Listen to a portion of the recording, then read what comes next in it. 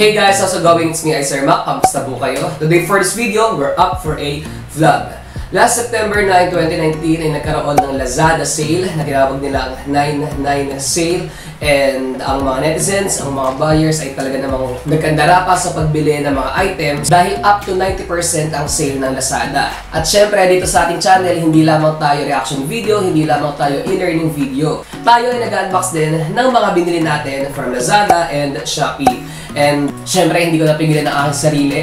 Kinuha ko agad ang aking cellphone. 12 AM pa lang ay nag-abang na agad ako para sa Lazada 9.9 sale. And browse hanggang sa nakahanap ako ng aking mga gustong bilhin sa Lazada. And narito na nga sila.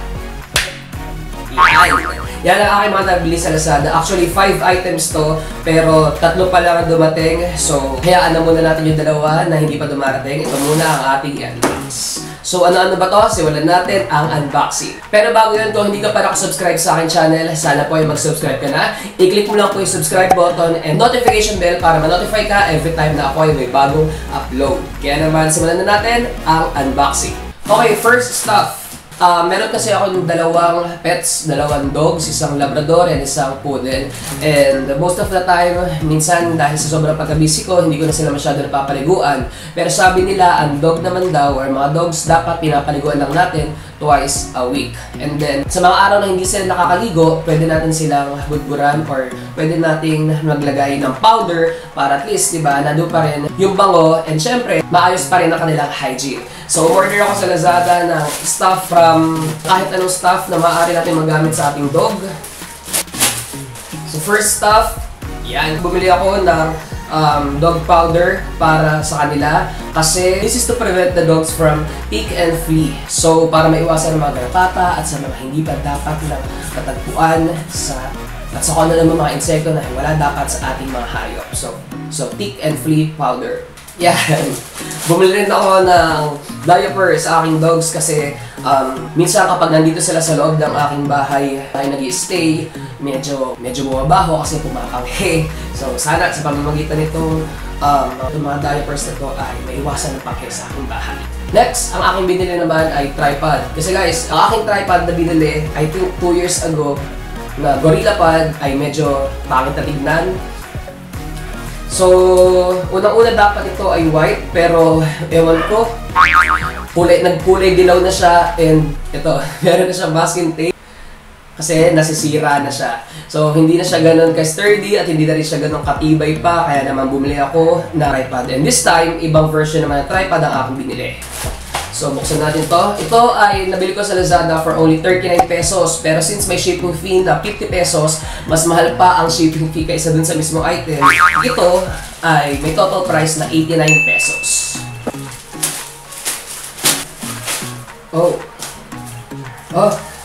bakit bukas siya agad? Ganyan guys, bukas na siya agad. Oh. Halatang inilagay lang yata itong tripod dito.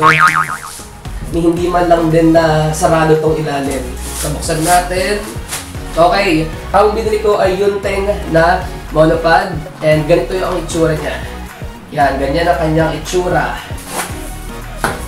Hindi ganun ka nice ang packaging. Oh! Nangyari?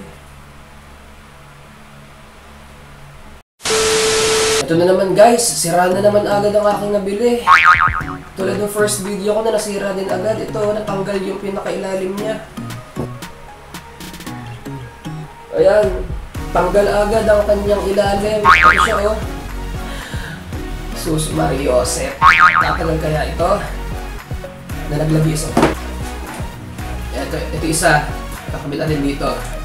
Siguro kailangan ito i-rugby. Nakaka-disappoint naman. Ayan, ito.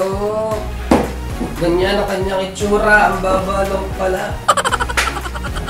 Palpak ang aking nabili. Oh, tanggal.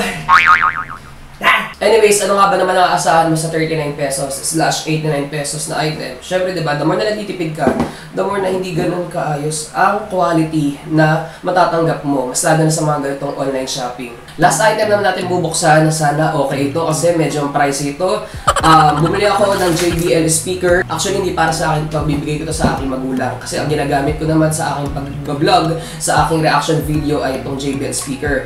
Ito ay almost 2 years na. And nahalungkat ko pa nga sa aking mga gamit yung pinaka-original box ito. It cost 1,100 pesos. Pero since nag-sale nga si Lazada, ito ay nagkakahalaga na lamang ng 939.70 pesos. And medyo mabigat siya. Tignan natin kung ano ang nasa loob nitong package na ito.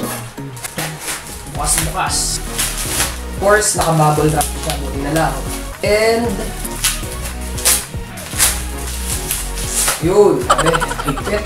So based on its physical appearance, mukha naman siya original and may kabigatan siya. Tapos, JBL Go Plus ang aking pinili, color red.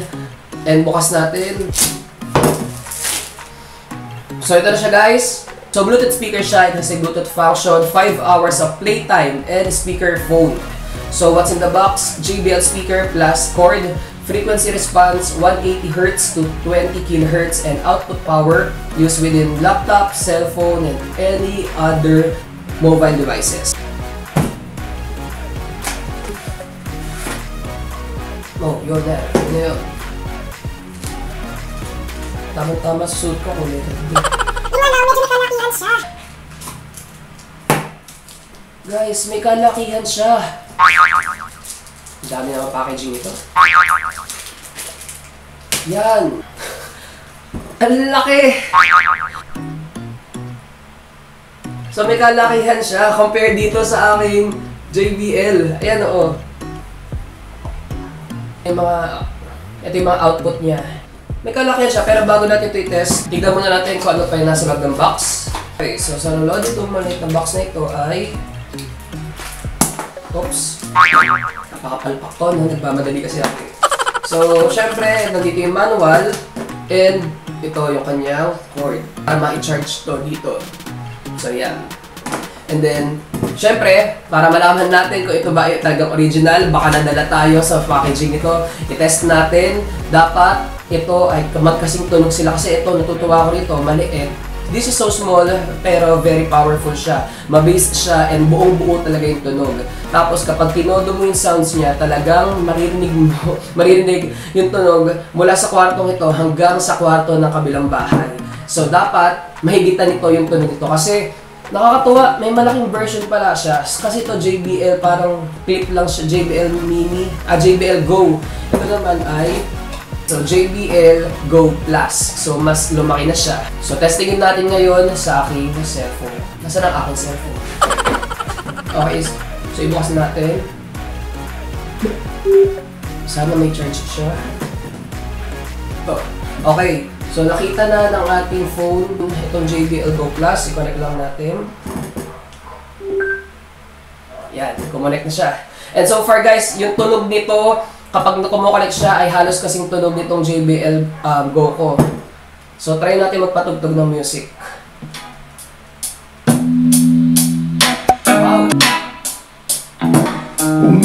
Too strong. Maybe I waited too long. Okay, pause natin. So far medyo okay siya. Itodo natin yung volume niya. Don't tell me everything. Lang sanang makopyright. So para matestin natin kung gaano ito kalakas kasi syempre close itong room ko. So ilalagay ko siya dito sa aking sala tapos pakinggan natin kung ano yung magiging tunog niya. Play natin.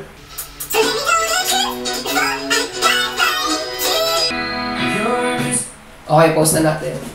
Okay, so far nagustuhan ko naman ang aking mga items na nabili sa Lazada. Masada na sa kanilang 9.9 sale. Ito lang ang hindi ko masyado nagustuhan kasi yun nga, tanggal agad yung kanyang mount dito sa ilalim. Pero yun nga kasi since mura lang siya. Pero for sure din naman marami ding items sa Lazada na mura pero nagbibigay naman ng high quality sa iyo. So kung nagustuhan mo itong video na to, please give me a thumbs up. Maraming salamat po sa panood ng video na to hanggang sa uli. This is iSirMac and I'm saying bye-bye!